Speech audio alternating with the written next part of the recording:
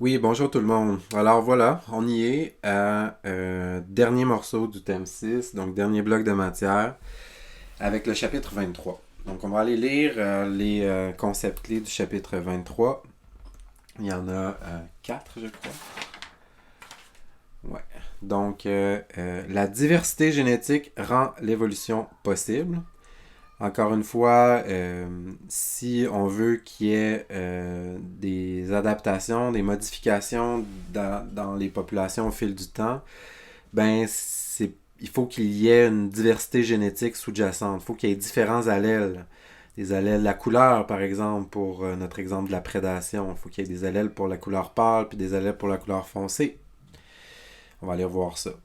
L'équation de Hardy-Weinberg permet de vérifier si une population évolue. Donc, Hardy-Weinberg, c'est un autre mot un peu compliqué comme Punnett ou Mendel ou Darwin. On va pas nécessairement... dans le fond, on va avoir plusieurs exemples de calcul parce que c'est vraiment c'est une équation qui va nous permettre de mesurer l'évolution dans une population. Vous allez comprendre ce qu'il s'agit dans un petit instant. La sélection naturelle, la dérive génétique et le flux génétique peuvent modifier les fréquences alléliques d'une population. Donc, ce qu'on va voir, c'est qu'il y a comme trois grandes forces évolutives à l'œuvre. La première, on en a déjà parlé, c'est la sélection naturelle. Donc, lorsque la survie diffère entre les individus par le fait de leurs adaptations à l'environnement, ben, c'est une sélection qui va favoriser certaines adaptations au détriment de d'autres. Donc, on va parler d'une évolution adaptative. Les individus vont bien se marier dans leur environnement. Ils vont être adaptés à leur environnement, comme nos menthes de tout à l'heure, là, notre menthe des feuilles puis notre menthe des fleurs, parce qu'il y a une sélection d'allèles qui augmente la capacité de survie et de reproduction de certains individus, certains phénotypes. La dérive génétique, c'est une autre force qui va être une force aléatoire, on va en voir, mais c'est une force qui va entraîner des changements dans une population. Puis le flux génétique, ben, ça va être une autre force où est-ce que c'est. En fait, c'est la migration, on va voir dans un petit instant. Quand des allèles arrivent d'une nouvelle population, arrivent de l'extérieur, s'il y a du brassage d'allèles entre des populations, ben, ça peut modifier les fréquences alléliques d'une population. Ok, on va voir ça plus tard. Dernier point. La sélection naturelle est le seul mécanisme qui entraîne une évolution adaptative constante. Donc, encore là, on va avoir différents types de sélection naturelle, mais quand on dit qu'il y a une évolution favorable pour certains phénotypes, certains génotypes, on parle d'évolution adaptative, où est-ce que des adaptations sont sélectionnées. C'est la sélection naturelle qui est responsable de ce phénomène. Donc, on retourne à 23.1. Puis on va commencer avec ça. Donc, le terme variation génétique décrit les différences entre les individus au sein d'une population. Donc, les différences, on aurait pu rajouter les différences génétiques entre les individus au sein d'une population. Les différences de nucléotides, parce que dans le fond, c'est quoi les différences dans les gènes? Ben, c'est la présence d'allèles différents. Puis c'est quoi des allèles différents? Ben, c'est des segments d'information génétique dans lesquels il y a certains nucléotides qui sont différents. Donc les différences de nucléotides sur lesquelles repose la variation génétique viennent de la mutation. On en a vu différents exemples plus tôt. Donc des mutations ponctuelles ou des mutations faux sens, non-sens, des mutations d'insertion, délétion par exemple. Je vous invite à retourner voir dans le chapitre qui portait là-dessus, dans le thème 5. Et d'autres processus vont produire, enfin bon, il y a différents moyens de fabriquer des nouveaux allèles, mais notamment des mutations, donc principalement des mutations. Donc, s'il y a une erreur dans la transcription, pas dans la transcription, mais dans la réplication du bagage génétique au moment où on fabrique des gamètes, ben, il va y avoir des nouveaux allèles, des nouveaux gènes même, qui peuvent apparaître là, dans une population. Chez les organismes dont le temps de génération est court, on donnait un exemple des virus tantôt, ben, les nouvelles variantes génétiques apparaissent rapidement. Pourquoi? Parce que c'est lorsque les cellules vont faire la méiose pour fabriquer des gamètes que s'il y a un incident, une erreur de réplication, donc un nouvel allèle qui est inséré ici, et que c'est ce gamète-là qui réussit à féconder un zygote puis à donner un nouvel organisme ici avec un nouvel organisme avec ce nouveau bagage génétique-là, puis le gamète d'un autre individu là, qui a fait lui aussi une gamétogénèse, mais qui transfère un allèle qui n'était pas nouveau. Ici, là, l'allèle nouveau, c'est celui-là ici, à cause d'une mutation. Ben là, on a un nouvel individu, un enfant, un rejeton, qui porte une nouvelle information génétique. Donc, c'est au moment de la reproduction, finalement, que les mutations, puis la nouveauté, la variation génétique peut accroître, là, apparaître. Chez les organismes qui pratiquent la reproduction sexuée, la plupart des différences génétiques entre les individus résultent de l'enjambement, de l'assortiment indépendant des chromosomes et de la fécondation.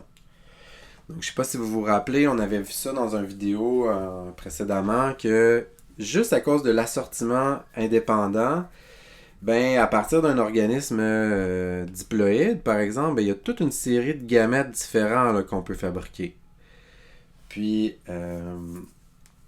si à ça on rajoute l'enjambement, là, autrement dit, un organisme sexué fabrique jamais deux gamètes pareilles, là, à cause de l'assortiment indépendant puis de l'enjambement. Puis en plus, vu que notre nouvel organisme, il résulte de la fusion de deux gamètes, encore là, il y a comme un tirage aléatoire qui fait que c'est pas tout, il y a différentes combinaisons de gamètes possibles. Donc, ce gamète-là puis ce gamète-là donne lui.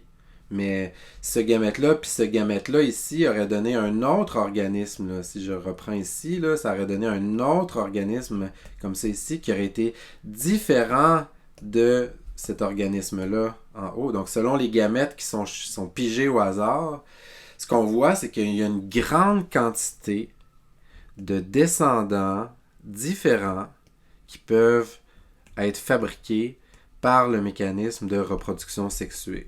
On n'a jamais deux enfants pareils, sauf si on a des jumeaux identiques, mais c'est une exception dans... Où est-ce qu'on en avait déjà parlé aussi, là, les jumeaux identiques, dans le fond, c'est un zygote qui fait ses premières divisions, puis donc plutôt que de devenir un organisme pluricellulaire unique, là ici, il y a comme une espèce de séparation de l'embryon en deux entités qui ont exactement le même code génétique, mais qui vont les mêmes gènes, les mêmes allèles, mais qui vont éventuellement devenir des jumeaux, des organismes à part entière, mais qui vont être des jumeaux identiques. Donc ça, c'est pour celui-là. Puis après ça, dans le fond, on va aller voir l'équation d'Hardy-Weinberg, mais je vais te montrer des images du chapitre 23. Donc, OK. Donc, on donne un exemple ici de changement environnemental, une mesure de l'évolution. Le but ici, c'est de se rapprocher parce que les espèces qui évoluent sur des grandes périodes de temps évolutives, oui, on peut étudier les fossiles, là, mais une des difficultés qu'on a, c'est qu'on n'a pas la machine à remonter dans le temps. On ne peut pas aller il y a quelques millions d'années, là, vérifier hors de tout doute possible qu'il y avait des dinosaures qui marchaient sur la Terre, puis qui... écoute, il y a des squelettes en tout cas, puis il y a beaucoup d'indices comme quoi ces organismes-là ont existé puis étaient bel et bien vivants, mais techniquement, on le fait par une évidence indirecte. On n'est pas là pour attester de ce phénomène-là en temps réel. Donc là, le but du chapitre 23, c'est de voir est-ce qu'on est capable, si on est dans une logique uniformitariste, donc est-ce que les phénomènes qui se déroulaient dans le passé se déroulent encore aujourd'hui. Est-ce qu'on est capable de mesurer l'évolution en temps réel, maintenant, dans le présent, sur une courte période de temps? Mais ici, tu vois, on a mesuré la taille ou l'épaisseur moyenne d'un bec de pinson, ici, comme ça, avant 1976, ou sur les îles de Galapagos, je crois, où il y a eu une sécheresse importante. Puis avant là, 1976, les 3 années précédentes, là, la moyenne de l'épaisseur du bec, là, c'était environ 9, là, plus ou moins 1 mm. Puis suite à la sécheresse, on a remarqué que les oiseaux avaient des becs beaucoup plus gros. On va dans la nature, on les capture, on mesure leur bec, puis quand on fait la moyenne, là, pouf, ils ont tout à coup des becs vraiment plus épais. Donc, qu'est-ce qui explique ça? Il y a eu un changement. Est-ce que c'est parce que tous les organismes... est-ce que c'est parce que les oiseaux voulaient avoir un bec plus gros? Non. C'est parce qu'après la sécheresse, on s'est retrouvé à avoir beaucoup moins de fruits et de morceaux de plantes tendres et faciles à manger. Les plantes ont péri. Puis c'était la nourriture de ces oiseaux-là. Mais c'est les oiseaux à gros bec qui ont été capables de ramasser les graines qui, elles, ont survécu à la sécheresse et ont été capables de se nourrir de graines. Mais pour manger des graines, ça prend un gros bec. Donc, tous les individus à petit bec ici, là, qui étaient bien contents d'avoir des grosses plantes, ben là-dedans, il y en avait quelques-uns qui étaient des individus à plus gros bec, puis qui réussissaient à manger des plantes. Mais après la sécheresse, ici, comme ça, là, nos petits becs sont morts, il n'y avait plus de plantes à manger. Mais les gros becs, eux, ils ont été capables de survivre et de se reproduire, ce qui fait que d'une génération à l'autre, suite à un changement environnemental, ben les gros becs sont sélectionnés naturellement. OK. Ça ici, on va le sauter. Puis là, on peut se mettre à faire toutes sortes de mesures dans la nature. Donc, si on s'intéresse à des souris ici qui ont l'air étrangement semblables, puis on est sur une île, je ne sais pas exactement où, l'île de Madère, ben, si on s'intéresse à leur génétique, ce qu'on constate, c'est qu'ils ont des différences chromosomiques. Donc, on a vraiment des populations qui se ressemblent beaucoup plus ici. Là, je la vois pas exactement la différence. C'est quoi? Je pense qu'on dit que c'est 2.4. Ok, c'est ça. Fusion du chromosome 2 et du chromosome 4. Fait que tu vois, c'est comme si celui-là puis celui-là ont fusionné. Là. Si on va voir on fait la lecture, c'est quoi les gènes que tu as ici, ben on va voir dans l'autre population, puis c'est des gènes qui sont séparés sur 2 chromosomes. Donc, ils n'ont pas le même nombre de paires de chromosomes. Hein. C'est 1, 2, 3, 4, 5, 6, 7, 8, 9, 10, 11, 12 avec une paire de chromosomes sexuels. Puis ici, 1, 2, 3, 4, 5, 6, 7, 8, 9, 10, 11. Donc, on a vraiment une grosse différence génétique ici. Là. C'est 2 populations différentes. Tu vois ici, on s'intéresse à la fréquence d'un allèle, d'un gène donné qui est utilisé pour une enzyme qui est efficace dans des eaux froides. Fait que si on s'intéresse à des populations de poissons, je sais plus c'est quoi ce poisson-là, mais des poissons, si on est ici dans le Maine, mettons, au Québec, au Nouveau-Brunswick, puis ici on est en Géorgie, donc au Texas, mettons, là. Donc ici il fait chaud, c'est la température ou la latitude qui est là, puis là ici c'est la fréquence d'un allèle du froid qui est utile dans le froid, mais ce qu'on voit c'est que il y a beaucoup plus de cet allèle-là dans les populations au froid plutôt que dans les populations au chaud. Donc il y a une variation héréditaire entre les populations qui s'expliquerait potentiellement par une évolution adaptative. Il y a avantage à avoir ces allèles-là ici et pas vraiment d'avantage à les avoir là. Donc, les organismes-là ne sont pas représentés vraiment n'ont pas cet allèle-là dans leur bagage génétique. Même chose, si on fait des observations, puis là, je te rappelle, le but ici, c'est juste d'aller dans la nature, d'observer des animaux, puis d'aller voir génétiquement s'il se passe quelque chose. Est-ce qu'on a affaire à des groupes homogènes ou à des disparités génétiques? Puis s'il y a des disparités génétiques, est-ce qu'on peut l'expliquer par une sélection naturelle qui donne des avantages ici, avoir des allèles d'enzymes qui fonctionnent au froid, puis donne aucun avantage ici, donc on ne retrouve pas cet allèle-là dans le bagage génétique. Regarde ici, on pourrait arriver dans le nord du Québec, là, puis observer des populations de caribous, puis trouver qu'ils se ressemblent énormément. Mais en réalité, si on connaît ces populations-là, si on est des... Je dis c'est dans le nord du Québec, mais en fait c'est en Alaska, puis au Yukon. En fait, les populations inuites qui connaissent très bien ces populations-là savent qu'on a un groupe qui vient se reproduire ici, par exemple, au début du printemps, puis un autre groupe qui arrive beaucoup plus tard, qui est à la fin de l'été, par exemple, pour se reproduire, si bien qu'il n'y a pas vraiment d'échange génétique entre ces deux groupes-là. Il n'y a pas de reproduction parce que c'est deux groupes, deux hordes de caribous qui ne mélangent pas leurs allèles. Ben, on doit s'attendre, si on veut faire un relevé génétique, là, une étude des allèles dans cette population-là, ben, ça se peut qu'ici, on ait beaucoup d'allèles de l'anémie AMAC falciforme, disons, par exemple. C'est une maladie qu'on a déjà étudiée. Puis là, ici, il y en aurait pas. Ce serait hémoglobine normale. On ne retrouverait pas là, l'allèle de la maladie dans la population du haut. Puis on le retrouverait beaucoup dans la population du bas. Puis pourquoi est-ce que ça se maintient? Pourquoi est-ce que l'allèle de l'anémie ne rentre pas dans la population du haut? Ben c'est juste parce qu'ils ne se reproduisent pas en même temps.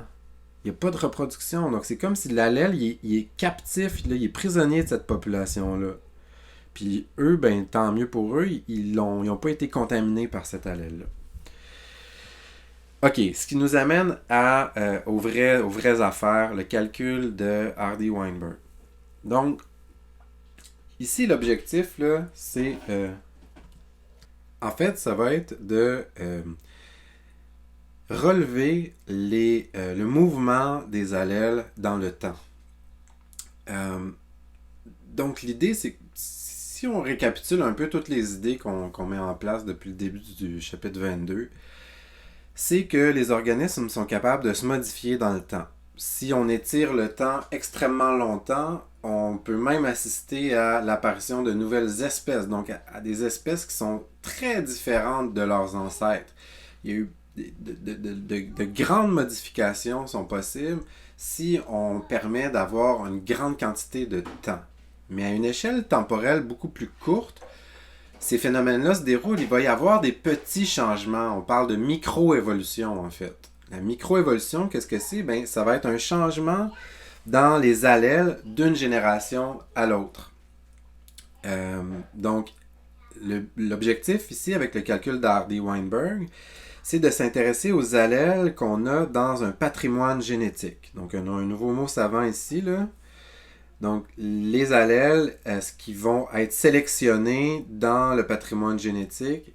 Est-ce qu'il va y avoir, donc, pour qu'il y ait une évolution là, adaptative ou pas? Pour qu'il y ait une évolution, donc qu'il y ait un changement, peu importe s'il est positif ou négatif, on sait que ce changement-là, ce serait sur la base de caractéristiques héréditaires et ce serait donc, c'est aux allèles là, qu'on s'intéresse. Donc, le patrimoine génétique, qu'est-ce que c'est? Bien, imaginons ici qu'on a une population, puis grâce à des lunettes magiques, là, on est capable de voir tous les allèles présents dans la population de tous les organismes d'une population. Donc, autrement dit, par exemple, ici, là, si on prend là, ces deux... disons que c'est un allèle, c'est représenté comme une bille, là, mais disons que c'est l'allèle, OK, grand A pour la couleur de la fleur.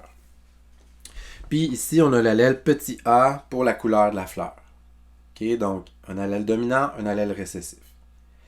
On s'intéresserait là, à un gène ici, puis avec les deux allèles qui existent. Donc, ça se peut que tu aies un individu dans cette population-là qui est hétérozygote, homozygote dominant ou homozygote récessif.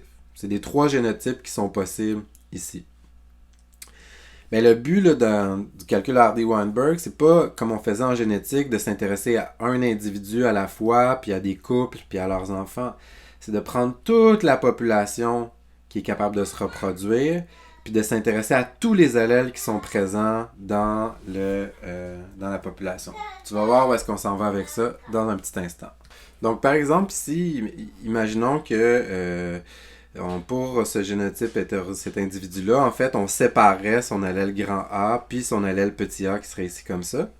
Puis là, ben, on a notre population puis tous les allèles qui sont présents dans la population. Donc, on pourrait les compter. On compte 1, 2, 3, 4, 5, 6, 7, 8, 9, 10, 11, 12, 13, 14, 15, 16, 17, 18, 19. Là, j'en ai peut-être oublié un, là.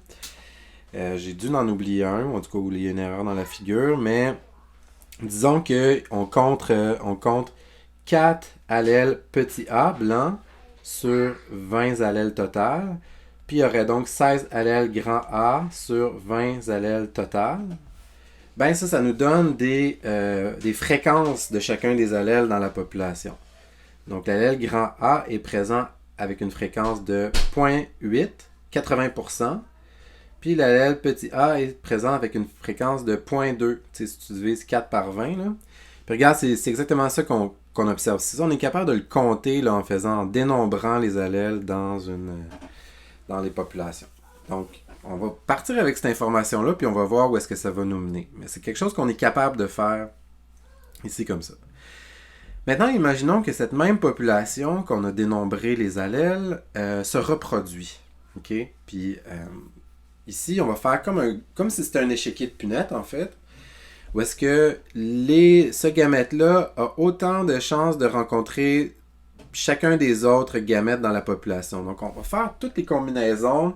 On va dire que chaque gamète femelle là, va avoir 80% de chances de rencontrer un rouge, puis 20% de chances de rencontrer un blanc. Puis même chose pour les gamètes mâles. Là, un gamète a 80% de chances de rencontrer un rouge, puis 20% de chances de rencontrer un blanc. Donc, ce qu'on va faire, c'est un échiquier de punette. Ou est-ce qu'ici, on aurait pu le faire, là, remarquez là, qu'on aurait pu faire, là, regarde bien ça, rouge, attends un peu, je vais prendre du vrai rouge. Rouge, rouge, rouge, rouge, rouge, rouge, rouge, rouge. Là, je pense que j'en ai fait 8. Et, je vais dessiner 2 blancs. Et je vais le dessiner comme ça, mettons, blanc, blanc. Donc ça représente dans le fond la fréquence de mes allèles dans ma population. Puis là, ce que je vais faire, c'est que je vais faire une espèce d'échiquier de punette. Parce que chacun a une probabilité de rencontrer 8 rouges. J'en ai-tu 8? Non, il m'en manque un. Et 2 blancs. Blancs. Puis là, on pourrait faire là, la recombinaison des rejetons. Là, puis ici, ça nous donnerait grand A, grand A, grand A, grand A, grand A, grand A, grand A, grand A, grand A, grand A, grand A. Tac, tac. Grand A, petit a. Grand A, petit a. Puis on combine comme ça là, toutes les possibilités. Puis dans le fond, je sais pas si tu visualises, là, mais ça va nous donner tout ça ici. Là, des rouges, des grands A, grands A. Donc, si tu permets à cette population-là de se reproduire puis de mettre tous ces gamètes en jeu, étant donné qu'on a dénombré 0,8 ou 80% d'allèles grand A, on s'attend à ce que, tu sais, puis là, mettons que je les continue jusqu'au bout, là, il y ait tout ça d'homozygote grand A, grand A. On s'attend à ce qu'il y ait tout ça. Ok, maintenant la question c'est ici, je sais pas si tu vois là. Oups, attends un peu. Ici, qu'est-ce qu'on va avoir dans ce bloc-là ici, puis dans ce bloc-là, là, on va avoir des hétérozygotes. Grand A, petit a. Grand A, petit a, etc. Puis la même chose ici, là. Oups, j'ai fait ça. Puis là, je pourrais le compléter. Mais encore une fois, dans le fond, qu'est-ce qu'on va avoir? On va avoir grand A, petit a.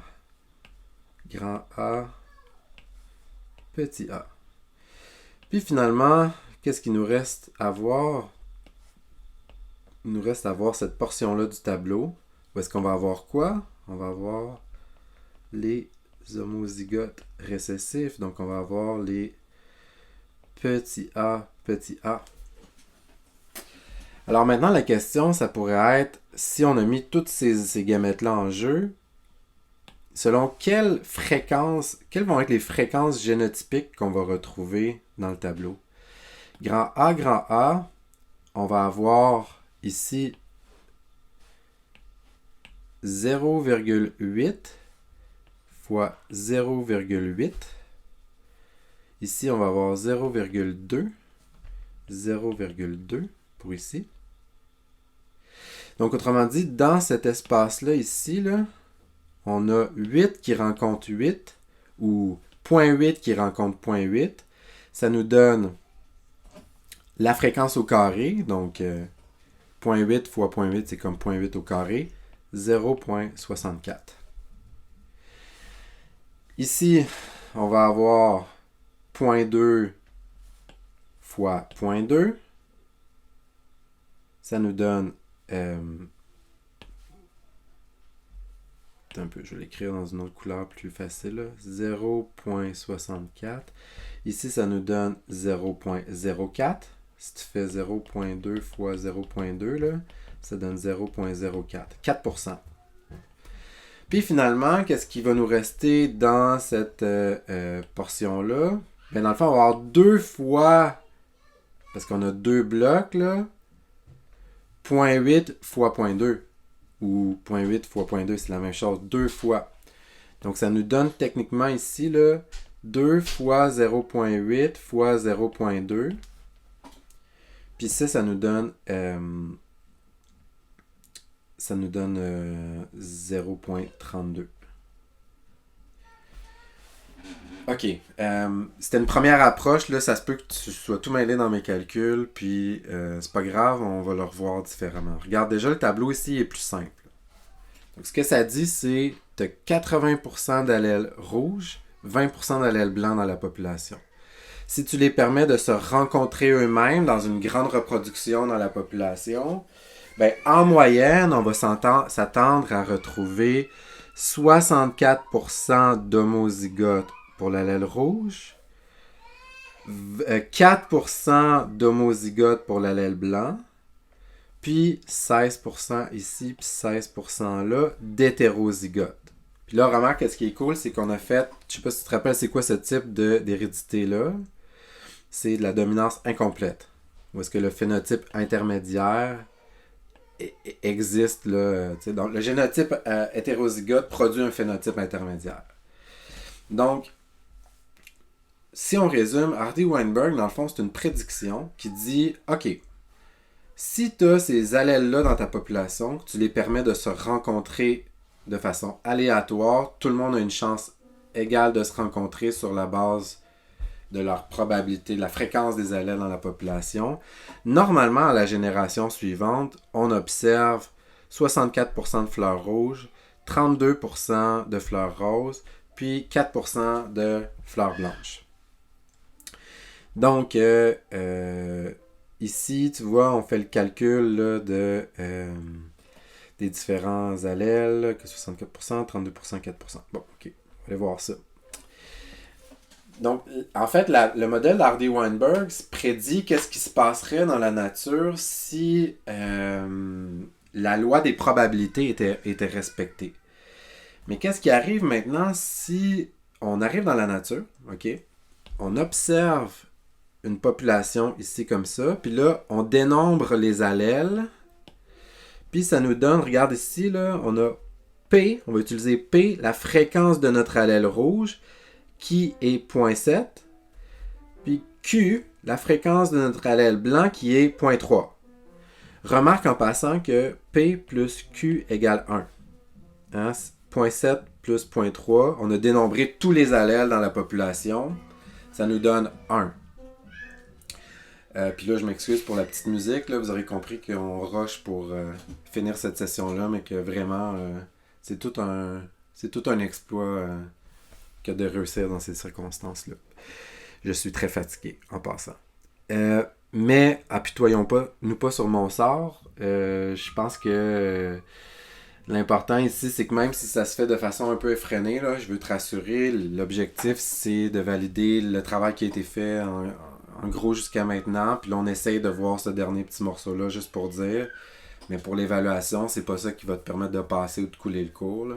Je veux quand même que tu fasses l'effort de me suivre dans le raisonnement, puis on va conclure là-dessus très bientôt.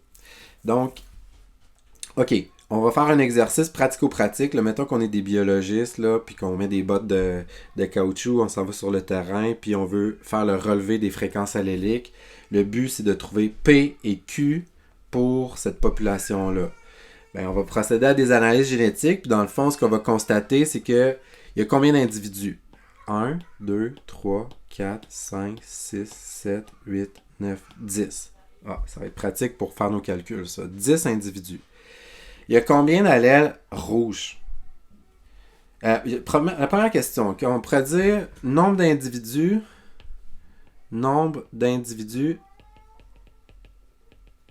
égale 10. J'aurais envie de te poser la question, il y a combien d'allèles dans cette population-là?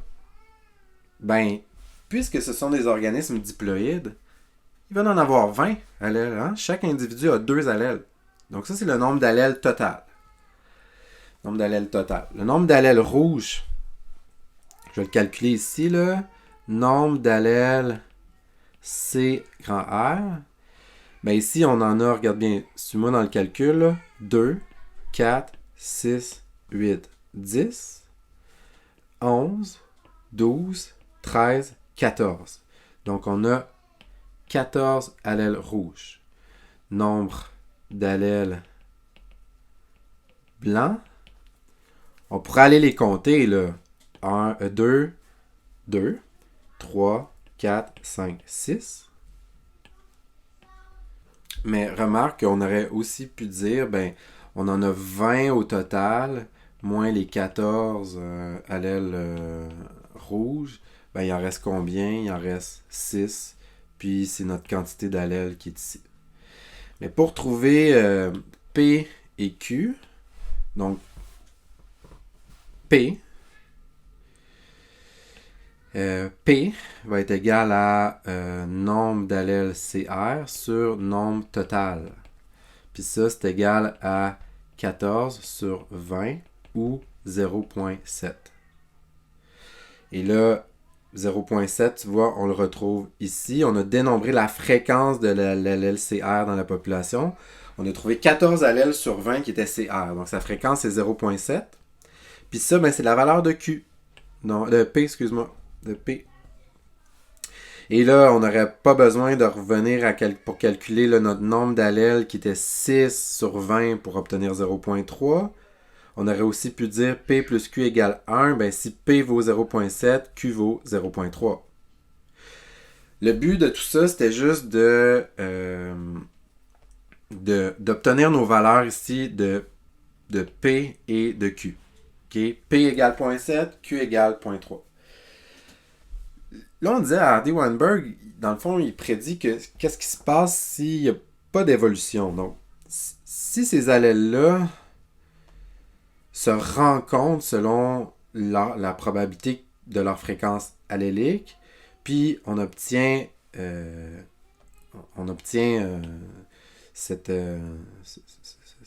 rapport phénotypique et génotypique-là.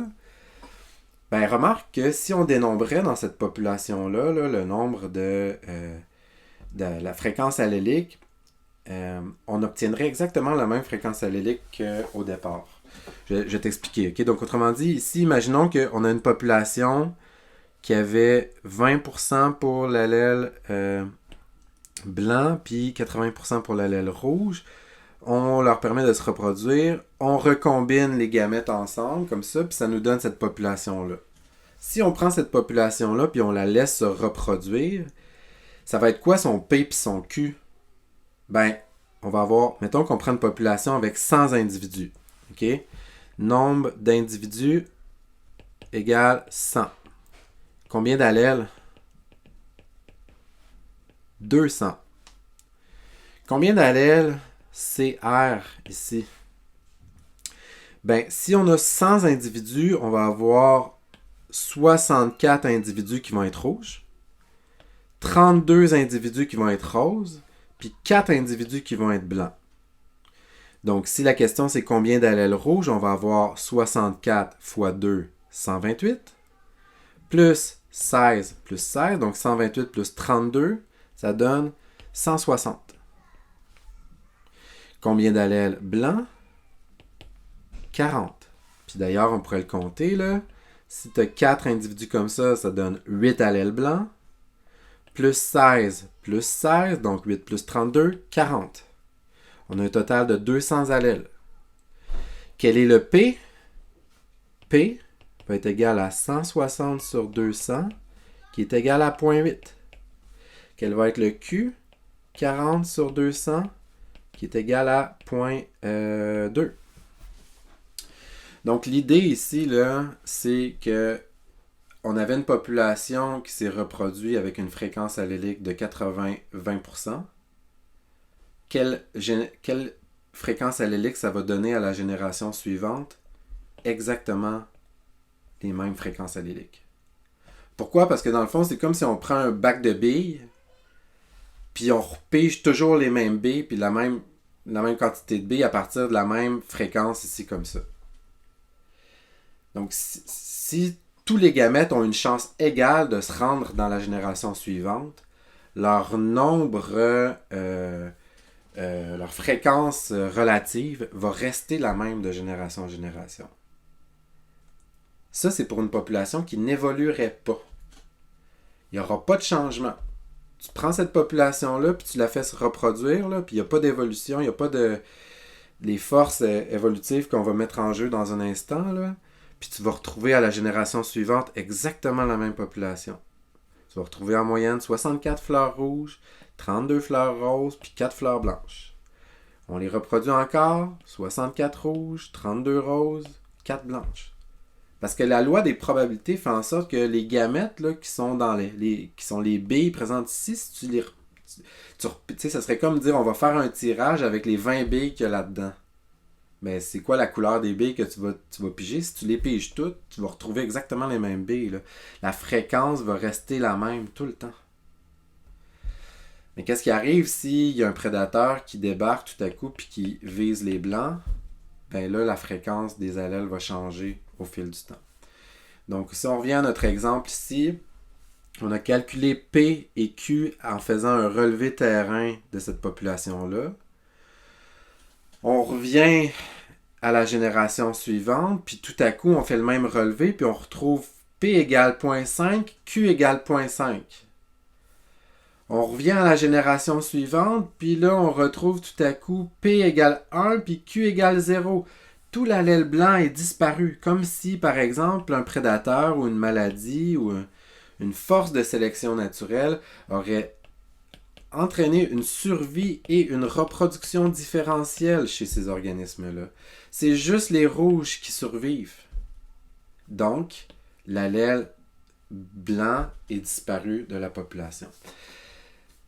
Hardy-Weinberg prédit que si c'est ça que tu observes, ben la population n'est pas neutre, n'est pas à l'équilibre, on dit à l'équilibre Hardy-Weinberg, ne respecte plus la loi des probabilités.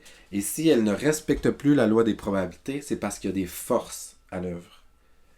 Les forces sont les suivantes. Donc, la sélection naturelle, comme on vient de le dire, dans le fond, si tu t'imagines qu'un jardinier sélectionne de façon préférentielle les rouges, parce que tu veux des grosses tomates rouges, par exemple, ben, d'une génération à l'autre, la population va avoir évolué.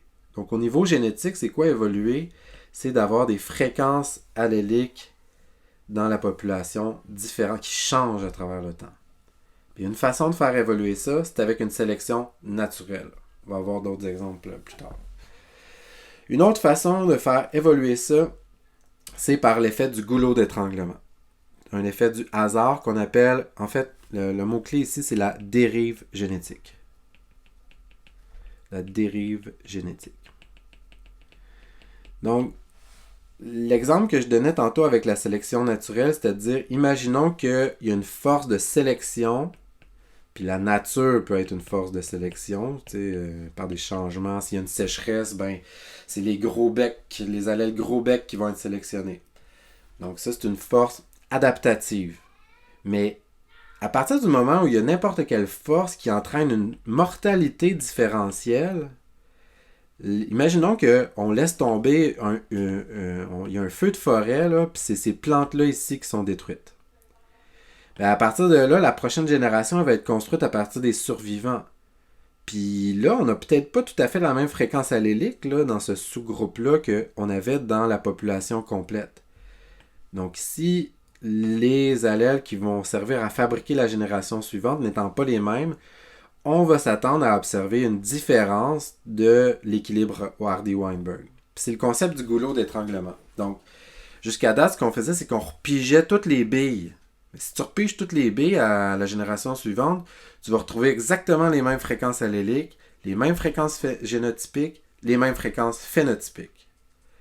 Mais qu'est-ce qui arrive si tu prends un sous-ensemble des billes seulement, puis tu les repiges pas toutes? Ben regarde ici, on avait là, un allèle jaune, il n'a pas passé à la génération suivante. Puis il est disparu. Puis là, tu as beaucoup de bleu puis une blanche. Mais quand on regarde là, le mix de départ, le patrimoine génétique au départ, ben, il y avait presque autant de blanc que de bleu. Là. Peut-être que tu avais genre P égale 0.5, Q égale 0.4, puis là, il y avait Z, mettons, pour représenter la fréquence des billes jaunes, là, qui égale 0.1, mettons. Ben là, ici, P égale 0.8, Q égale 0.2, mettons, puis Z égale 0. Donc, techniquement, si tu arrives sur le terrain puis tu assistes à ce phénomène-là là, en très peu de temps, là, d'une génération à l'autre, tu as relevé les fréquences alléliques ici, tu reviens puis tu relèves les fréquences alléliques là, ben il y a eu un changement. Ben c'est quoi? La population a évolué. Mais l'évolution ici, elle n'est pas adaptative. C'est pas. Ils n'ont pas nécessairement été sélectionnés là, parce qu'ils sont avantageux. Ici, ce qui est représenté, c'est l'effet du hasard, la dérive génétique. Imagine que tu appliques un gros filtre, là, parce que tout à coup, là, il y a un feu de forêt, là, puis c'est très peu d'individus qui survivent. Puis là, c'est pas parce que c'est les plus beaux et les plus fins qui survivent, là, c'est juste les chanceux là, qui étaient agrippés là, sur le coin là, de la montagne là, qui survivent. Puis c'est eux, après ça, qui vont recoloniser puis qui vont nous faire une nouvelle bouteille. Là. On va dessiner la prochaine bouteille. Là. Si on s'en va, imagine-toi ici, là, on se dessine une grosse bouteille. Oups, c'est pas... Ça s'appelle rater la bouteille. Si... Mettons là, qu'on s'imagine que la bouteille est aussi grosse que notre bouteille ici. Ben là, le point, là, c'est que tu vas avoir des billes bleues, beaucoup. Aucune bille jaune. Puis quelques billes blanches, là, disons que je vais représenter par du mauve ici. Là. Donc, tu vois, on s'intéresse à cette population-là, on revient à s'intéresser à cette population-là. Ben, c'est plus la même chose. Il y a eu une évolution. C'est à cause d'un feu de forêt que des chanceux ont survécu. C'est pas parce qu'ils ont des meilleurs allèles, c'est l'effet du hasard. L'effet du hasard, là, pour le passage d'allèles d'une génération à une autre, on appelle ça la dérive génétique. Ok, ça on va le sauter, puis on va être rendu, ok, bientôt ici. Donc,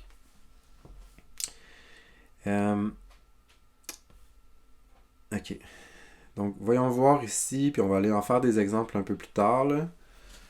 Une population est un groupe localisé d'organismes appartenant à une même espèce, donc capable de se reproduire. Elle est unie par son patrimoine génétique, c'est-à-dire par l'accumulation de tous ses allèles. Selon la loi de Hardy-Weinberg, les fréquences alléliques et donc génotypiques d'une population restent constantes s'il n'y a pas les forces suivantes. Donc, quelles sont les forces évolutives? Premièrement, la mutation. C'est sûr que s'il y a une mutation, ben, un nouvel allèle peut apparaître, puis là, ben, il va y avoir une évolution. Il va y avoir une variation là, entre deux moments dans le temps. Donc, la mutation, c'est une force évolutive qui entraîne des modifications dans les espèces. Puis les mutations, je te rappelle, on a vu que c'est des incidents au niveau moléculaire là, qui peuvent se produire de façon aléatoire ou enfin de différentes façons.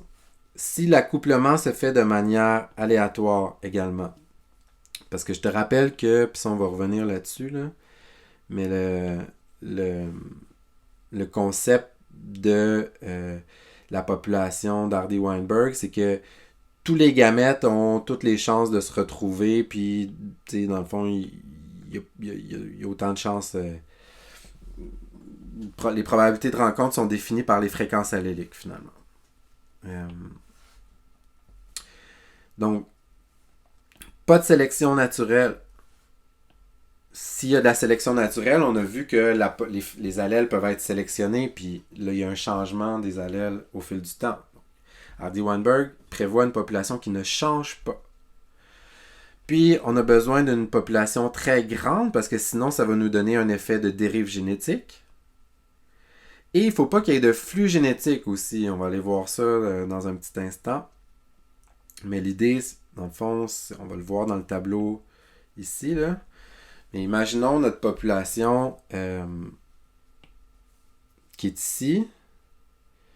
Puis là, tout à coup, il y a une grosse bourrasque de vent une tornade, là, qui amène des allèles d'une autre population de fleurs qui était un peu plus loin. Donc, qui dit population, ça dit que c'est un groupe d'individus de la même espèce qui sont connectés dans la reproduction.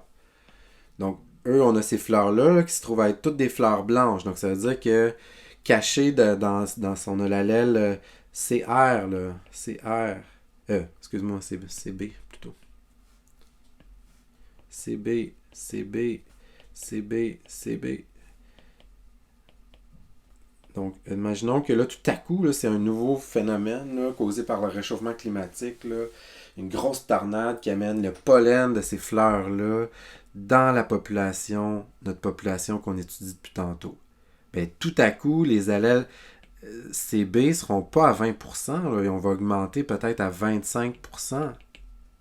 Puis là, si on est à 25%, ben, la probabilité d'obtenir des allèles, des génotypes homozygotes CB-CB, ce serait quoi? Ben, en fait, je sais pas si tu avais observé ce résultat mathématique-là, c'est que pour calculer notre pourcentage ici, là, qu'on avait dans nos cadrans, puis celui-là ici comme ça, puis finalement on avait celui-là ici comme ça, mais ce qu'on a fait ici, par exemple, on a fait pour ça, on a fait attends un petit peu. 80% rencontre 80%, ben ça c'est comme 0.8 fois 0.8. Puis ça, en fait, qu'est-ce que ça se trouve à être? Ça se trouve à être P fois P. Puis ça, c'est égal à P carré. Donc c'est pour ça qu'on retrouve ça ici, P carré. On est capable de prédire le pourcentage d'homozygotes CR qu'on va retrouver. Le pourcentage, ça va être P carré. On va être capable de prédire la quantité d'homozygotes récessifs. Ça va être quoi? Ça va être Q fois Q. Donc, Q carré, là, on ne voit plus rien parce que j'ai trop barbouillé, là. Mais on l'a ici, là, notre Q carré. Hein? Q c'est quoi? C'est 0.2 fois 0.2. C'est ça la probabilité de rencontre. Mais 0.2 fois 0.2, ça donne 0.04, 4%. Donc ça, c'est Q carré.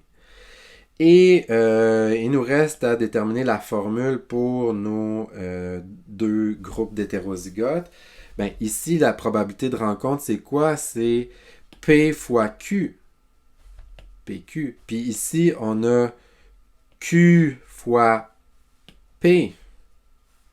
QP. Donc, autrement dit, la probabilité d'hétérozygote, c'est 2 fois P fois Q.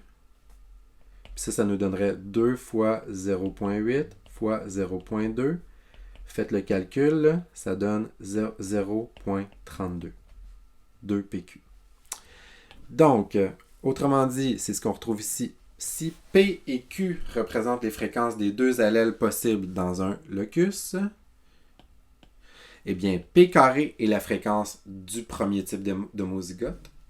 Q carré est la fréquence de l'autre type d'homozygote. Et 2PQ est la fréquence du génotype hétérozygote. Donc, voilà pour le calcul d'Hardy-Weinberg. Mais là, dans le fond, ce que ça dit, le calcul d'Hardy-Weinberg, c'est que si tu te retrouves dans une population qui respecte les règles, c'est-à-dire une population relativement grande pour éviter ce phénomène-là, où là, le simple aspect de tirer au sort un petit nombre de reproducteurs peut modifier rapidement les fréquences alléliques. D'ailleurs, c'est tout le drame des petites populations, animales ou végétales. C'est le fait de réduire la taille des populations, ça réduit la diversité génétique. Puis Puis ça fait que, par exemple, ben, l'allèle blanc ou jaune ici est disparu. Puis là, si tout à coup un changement dans l'environnement demanderait un allèle jaune pour venir à la rescousse de la population, ben c'est toute la population qui va mourir. Là. Donc ça, c'est une chose. Puis, il n'y a pas de mutation, donc il n'y a pas de nouveaux allèles. L'accouplement se fait de façon aléatoire, il n'y a pas de sélection naturelle. La taille de la population est très grande, puis il n'y a pas de flux génétique, donc pour venir modifier là, les fréquences alléliques d'une génération à l'autre. On va poursuivre la concept 23.3. Donc la sélection naturelle, la dérive génétique et le flux génétique peuvent modifier les fréquences alléliques d'une population. C'est exactement ce dont on parle depuis tantôt. Donc dans le cas de la sélection naturelle, les individus qui possèdent certains caractères héréditaires tendent à survivre et à se reproduire davantage que d'autres individus, et ce, grâce à ces caractères. Ça va nous donner quoi? Ça va nous donner une évolution adaptative. Mais rappelez-vous, comme un exemple que j'ai fait un peu plus tôt dans le chapitre 22, c'est que, disons ici que tu as la taille du bec chez un oiseau, ben peut-être qu'avant une sécheresse, la moyenne est ici, puis qu'avoir un trop gros bec, c'est désavantageux parce que ça demande plus de ressources énergétiques, puis là, il faut manger plus, puis là, tu es plus en compétition, puis ta. Mais là, tout à coup, en 1976, il y a une sécheresse, puis là, ceux qui ont des gros becs sont capables de manger les graines, puis là, pouf, tout à coup, l'évolution adaptative amène l'espèce ailleurs. Puis là, il y a des inondations, puis là, tout à coup, c'est florissant, puis là, on revient à un autre point. Puis là, il y a une dérive génétique, un feu de forêt qui amène tous les gros becs à mourir. Puis là, tout à coup, il y a une sécheresse, mais il n'y a plus d'allèle gros bec. Donc, ils ne peuvent plus manger, puis là, capote. L'espèce s'éteint. Donc ici, on a eu des effets de la sélection naturelle. Là, on a eu un effet d'une dérive génétique, du fait d'une petite taille de population, puis éventuellement, ça entraîne une extinction. Remarque qu'un flux génétique aurait pu venir secourir cette population-là. Imagine que tu as un oiseau sur une autre île qui a son gros bec, là, puis qui arrive au moment où la population ici en a besoin, et puis là, ils sont capables de se reproduire, puis ils amènent son allèle gros bec dans la population. Mais le flux génétique va faire en sorte de ramener la population, de sauver la population de l'extinction pour ramener la population vers un optimum dans ce cas-là. Donc, dans le cas de la dérive génétique, les fluctuations aléatoires, donc c'est le hasard dans les fréquences alléliques d'une génération à l'autre, tendent à réduire la variation génétique. Donc, je te rappelle, là, c'est ce concept-là ici, c'est des fluctuations aléatoires, c'est comme un tirage, c'est la catastrophe, là, tu sais, mettons, c'est ça, il y a peu d'individus qui survivent ou qui sont retenus dans la reproduction, ben là, on va avoir une réduction de la variation génétique parce que, par exemple, si on a perdu nos jaunes, là, les allèles jaunes sont juste disparus. Puis, un flux génétique d'allèles jaunes par une autre population pourrait venir réintégrer l'allèle jaune dans une population. Mais ça va prendre des migrants, là. Ça va prendre un brassage de gènes avec des populations autres.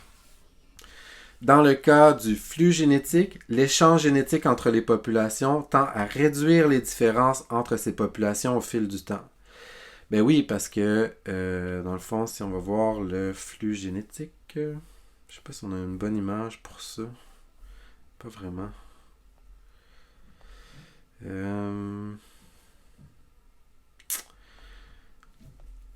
Ok. On pourrait avoir... Ben, c'était mon exemple que j'ai donné tantôt, je pense. Là, si le pollen ici arrive de ce côté-là, ben finalement, cette population-là, ici, si elle reçoit des allèles blancs là, de cette population-là, ben, elle va devenir plus blanche. Okay? La probabilité va augmenter. Imagine qu'ici, tu fais passer là, le Q de 0.2 à 0.3 par l'arrivée de ces allèles-là ici. Ben, ça va être quoi la quantité de fleurs blanches? Ça va être Q carré, c'est égal à 0.3 au carré, puis c'est égal à 0.9%. Donc, tu vois, on est passé de 4% de fleurs blanches à 9% de fleurs blanches grâce à ce génotype-là. L'arrivée de flux génétique de ces migrants-là. Donc, si on a 9% de fleurs blanches, ben, ça veut dire qu'on va avoir moins de fleurs rouges, là, toute proportion gardée. Parce que, tu vois, P va être égal à 0.7. Tu sais, on a un nouveau Q de 0.3. Ben, P va valoir 0.7. Ça va être quoi la quantité de fleurs rouges? Ça va être P au carré. Ça va être 0.7 au carré. Ça va être 0.49. 49%. Donc là, on est passé de 64% de fleurs rouges à 49% de fleurs rouges à cause de ces migrants-là là, qui arrivent. Puis si on permet à cette population-là de faire un flux génétique vers cette population-là, bien cette population-là va commencer à avoir plus de rouge puis de rose. Là. Donc les populations vont devenir plus homogènes génétiquement. C'est ce que ça veut dire ici.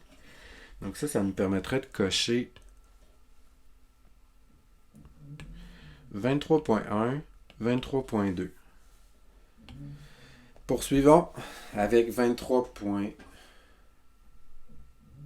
Ah, ben là, bonne nouvelle, là, ça nous permet de cocher aussi 23.3. Il nous reste un thème. La sélection naturelle. La sélection naturelle est le seul mécanisme qui entraîne une évolution adaptative constante. Donc, si on résume les forces évolutives à l'œuvre, les forces qui sont dans la loi d'Hardy-Weinberg, donc autrement dit, la sélection naturelle, le flux génétique, puis la dérive génétique, donc ça présuppose une taille de population relativement grande pour éviter les effets de la dérive génétique. Ben, puis remarque qu'on avait aussi ici, là, donc la sélection naturelle. En fait, les forces sont représentées ici. Sélection naturelle, dérive génétique, flux génétique. Ce sont les trois grandes forces évolutives qui peuvent modifier les fréquences alléliques d'une population et la faire évoluer. Ça veut dire quoi évoluer? Ça veut dire modifier les fréquences des allèles dans une population à travers le temps. Puis là, ce qu'on voit, c'est qu'il y a des forces. Trois forces, ben, il y a deux forces qui sont comme aléatoires. Ici, on avait le vent là, qui amenait des allèles. Là. C'est le flux génétique, ça va entraîner une modification des allèles, mais c'est pas nécessairement une force qui va toujours être adaptative. Comme par exemple, si on va en voir un exemple dans un petit instant, là, mais si on avait flux génétique, ouais, c'est comme pas de... Mais imaginons que ici c'est la sélection là, qui a fait évoluer cette population-là vers les fleurs rouges. Okay? Elle serait adaptée, les fleurs rouges, là, contre la prédation dans cet environnement-là. Mais imaginons qu'il y a un flux génétique là, de fleurs blanches là, qui persiste, là, c'est le vent qui amène ces allèles-là, mais il va y avoir des individus fleurs blanches puis des individus fleurs roses qui vont être engendrés par cette fréquence allélique-là. Là. Mais ce n'est pas adaptatif nécessairement. Donc, alors que la sélection, elle, est adaptative. Même chose pour la dérive génétique, ce n'est pas adaptatif, c'est un effet d'échantillonnage qu'on dit, donc de tirage aléatoire, qui n'entraîne pas un changement nécessairement adaptatif. Donc, si on va voir ici, puis qu'on s'intéresse vraiment à la sélection naturelle. C'est le seul qui entraîne vraiment une évolution adaptative parce que c'est une réponse aux pressions de l'environnement. Donc, un génotype bénéficie d'une plus grande valeur adaptative qu'un autre génotype s'il produit davantage de descendants fertiles. Parce que c'est pas tout de produire des enfants. Il faut que ces enfants-là soient capables de se reproduire aussi pour que l'allèle persiste à travers le temps. Donc, une bonne valeur adaptative pour un allèle, disons, là, un bon allèle, c'est un allèle qui se transmet de génération en génération. Un peu comme les virus qui essayent de transférer d'individu en individu. Tu sais, dans le fond, l'objectif ultime d'un virus, c'est d'amener une personne à tousser puis à contaminer d'autres personnes. C'est pas de la tuer nécessairement, là. C'est de permettre de se reproduire puis qu'il rentre en contact avec suffisamment d'autres gens pour contaminer les autres personnes qui vont se mettre à tousser, qui vont contaminer plein d'autres personnes. Tu sais, dans le fond, un virus qui a du succès évolutif, c'est un virus qui se reproduit beaucoup. Mais vous pouvez constater, on peut constater de plein premier plan que le virus SARS-CoV-2, de coronavirus, qui nous chamaille présentement, ben, il est très efficace en ce sens-là. C'est ça le problème de la pandémie, là. C'est qu'il est capable de transférer d'un individu à l'autre avec une grande efficacité, notamment parce qu'il y a beaucoup de porteurs asymptomatiques. Et il tue, mais pas tant que ça. Tu sais, s'il tuait tous les individus, tous les humains instantanément, ben, ce serait pas un allèle qui a une grande valeur. Ce serait pas c'est ça, un bagage génétique qui aurait une très grande valeur adaptative. Vaut mieux être sournois, s'installer, puis s'implanter dans une population, puis se reproduire au maximum, là. Nous, maintenant, les humains, on va s'assurer de déjouer ce plan diabolique. Mais, tu sais, le plan, du point de vue du virus, c'est juste de se reproduire puis de faire des bébés, là, dans le fond. Donc, une grande valeur adaptative, c'est de produire beaucoup de descendants qui vont se reproduire. Parce que si tu ressembles à... Ben, j'aurais pu te montrer là, mais si tu ressembles, pour prendre une image qu'on a déjà vue, si tu ressembles à ça, ça marche pas. C'était mieux d'avoir des yeux. Mais il a vécu, là. Pendant un bout de temps, ça a marché son affaire. Il était adapté à son environnement. Il a relevé le défi de déjouer la mort. Puis là, je dis qu'il n'y a pas d'yeux, mais dans le fond, il est là, son œil, là. OK. En tout cas, toujours est-il que le Moeritherium et le Barytherium, des genres de cousins des éléphants, n'ont pas laissé de descendants. Ils ont perdu au jeu de l'évolution. Et tous les organismes actuels représentent une lignée de vainqueurs là, qui ont relevé les défis puis ont persisté jusqu'à aujourd'hui.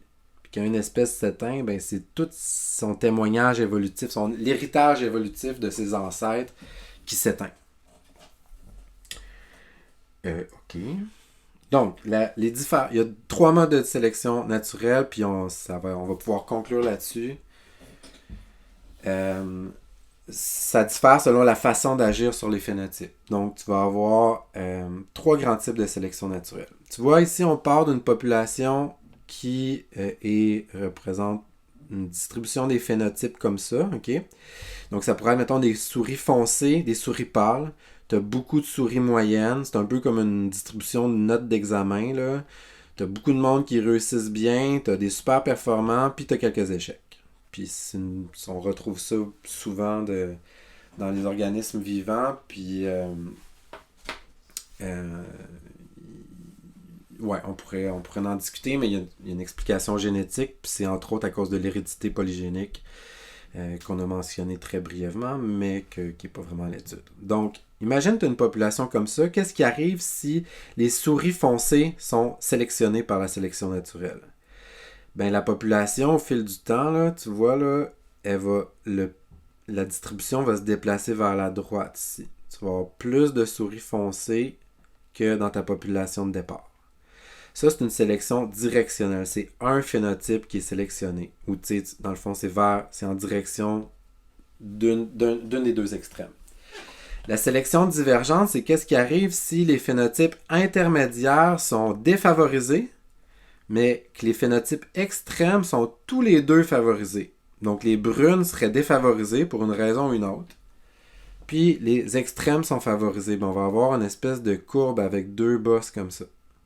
Donc, tu es parti d'une population comme ça. Puis là, tu sais, ici, tu vas avoir, mettons, beaucoup d'allèles. Disons qu'on va dire que c'est des petits A. Puis là, c'est des grands A. Puis là, tu aurais les hétérozygotes. C'est comme si les hétérozygotes seraient défavorisés pour une raison ou pour une autre. Puis là, c'est les homozygotes qui sont dominants. dans les deux cas. Les homozygotes dominants et les homozygotes récessifs qui dominent. Puis finalement, on a la sélection stabilisante, où là, c'est les extrêmes qui sont défavorisés, puis c'est les moyens qui sont favorisés. Donc, imaginons ici là, que les génotypes hétérozygotes, par exemple, sont favorisés, puis les homozygotes sont défavorisés. Donc, c'est ici, donc, voyons voir. Donc, contrairement à la dérive génétique, le flux génétique et au flux génétique, ben, la sélection naturelle augmente constamment la fréquence des allèles qui améliorent la survie et la reproduction. Et encore une fois, là, je te rappelle, ça ne servira à rien de fabriquer des enfants qui ne sont pas capables de se reproduire. Parce que ça serait un cul-de-sac pour les allèles qu'on a investis dans nos enfants. On veut fabriquer des enfants qui vont passer les allèles à leurs enfants. C'est ça le but là, de l'évolution. Puis au niveau d'une population, c'est de conserver une bonne variation d'allèles pour être capable de faire face à différents défis de l'environnement. Donc, ça va accroître constamment l'adéquation entre l'organisme et leur environnement, même si l'environnement change au fil du temps. La sélection sexuelle, on va juste skipper ça, là, les amis. Là ça commence à bien faire. Là. C'est une petite nuance de la sélection naturelle qui explique pourquoi certains organismes ont des caractères désavantageux, comme par exemple les gros bois des orignaux. À quoi ça sert d'investir autant d'énergie dans une grosse structure anatomique comme ça? Ben, ça impressionne les femelles, puis le mâle le plus fort qui gagne son combat contre un autre va avoir la reproduction. Donc, en se reproduisant, il transmet quoi? Il transmet ses allèles avec son gros panache. Et ça va donner des enfants qui ont des gros panaches. Et donc, tu vois ici, c'est comme si un caractère désavantageux pour la survie, mais avantageux plutôt pour la reproduction, peut être sélectionné par sélection sexuelle. Mais on n'insistera pas plus là-dessus. Puis finalement, il y a des contraintes à l'évolution. Donc la sélection naturelle, elle peut juste modifier des variations existantes. S'il n'y a plus d'allèle Z là, avec notre allèle jaune, là, parce qu'il a été exterminé, là, on ne peut pas l'inventer nécessairement. Il peut y avoir un flux génétique d'une autre population qui le ramène, mais si la population, à un moment donné, fait face à un défi comme une sécheresse ou une inondation, où elle aurait bien besoin de cet allèle jaune-là, si l'allèle n'existe plus dans la population, just too bad, c'est dommage, mais c'est une contrainte évolutive. Elle peut pas, l'évolution ne va pas fabriquer des ailes aux êtres humains, là. Ou en tout cas pas dans un avenir rapproché. Parce qu'on n'a pas les structures, puis le reste, ça demanderait beaucoup de modifications évolutives de structures qui sont là, puis qui vont être, puis ça demanderait des pressions de sélection qui feraient en sorte que les personnes qui ont des bras plus ailés, là, qui sont capables de planer plus longtemps, seraient sélectionnées positivement. Donc les personnes qui n'ont pas de bras ailés seraient défavorisées, puis là, de fil en aiguille, des ailes apparaîtraient là, dans une espèce. Vous voyez que c'est un processus, premièrement, qui va demander énormément de temps. On n'a pas la notion là, dans notre quotidien du temps que ça implique, là, des millions d'années. Et qui va demander l'existence d'une variation génétique préalable pour fabriquer ces structures-là. Donc, tu vois, finalement l'évolution, c'est le résultat de nombreux compromis de hasard, comme de dérives génétiques, et de sélection naturelle qui permet des adaptations. Et tout ça, c'est avec une interaction environnementale. Donc, voilà ce que vous aviez à savoir essentiellement de l'évolution, de la diversité et de l'unité du vivant. Ce qu'on a vu dans le cours, c'est qu'il y a une grosse composante génétique qui, j'ai envie de dire, qui drive en anglais, mais donc qui conduit, qui dirige le mouvement des espèces vivantes. Il y a des façons d'étudier le changement des organismes à travers le temps, c'est-à-dire leur évolution, à des échelles de temps très courtes, si on fait juste étudier les changements d'une population à l'autre, d'une génération à l'autre. Mais quand on étend ces raisonnements-là sur de grandes périodes de temps, ou si on s'intéresse à un organisme comme le SARS-CoV-2, qui évoluent très rapidement. Où on a par exemple, ici tu vois, on a daté avec une horloge moléculaire qu'on appelle la divergence des euh, des différentes souches de SARS-CoV-2. Puis là, tu vois, on est ici aujourd'hui, là, en 2023, je sais pas exactement, 35, ce serait comme... je sais pas exactement, ça doit être au mois de mai, là, le 5 mai. Puis à gauche, tu vois, de l'axe du graphique en 2019, le mois de octobre, le 5 octobre 2000, pas octobre, mais septembre plutôt, 2019, on estime que ce serait là qui aurait fait le saut chez l'humain. Ben, on peut suivre chacune de ces souches virales qui évoluent dans sa trajectoire évolutive, en contact avec d'autres virus dans la population locale de Montréal ou de la périphérie. Puis chacun sur sa trajectoire évolutive, avec ses allèles différents. D'ailleurs, les couleurs qui sont représentées ici, là, en tout cas, là, ce site web-là est super intéressant, mais comme je disais tantôt, c'est pas évident là, sur iPad. Mais tu vois ici, c'est le génome du SARS-CoV-2. Donc, il y a environ 30 000 nucléotides. Puis on a documenté là, les petites régions. Là, t'as un gros rectangle orange, des rectangles verts. Tout ça, c'est des gènes. C'est des gènes, l'ORF1, là, il me semble que c'est les... En tout cas, je me rappelle plus exactement c'est quoi c'est les protéines exactement, où est-ce qu'ils sont situés, là, mais tu peux cliquer dessus, puis il me semble avoir exactement c'est quoi chacun des gènes, puis qu'est-ce qui construit dans la protéine.